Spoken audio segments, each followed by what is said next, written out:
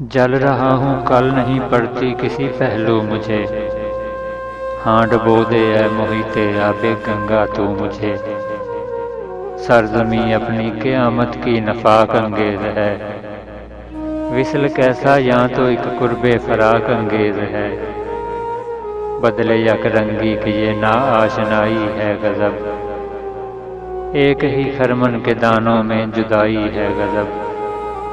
جس کے پھولوں میں اخوت کی ہوا آئی نہیں، اس چمن میں کوئی لطف نغمہ پیرائی نہیں۔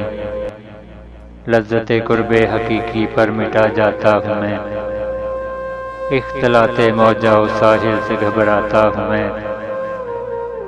دانائے خرمن نما ہے شاعر موجز بیاں، ہو نہ خرمن ہی تو اس دانے کی ہستی پھر کہاں۔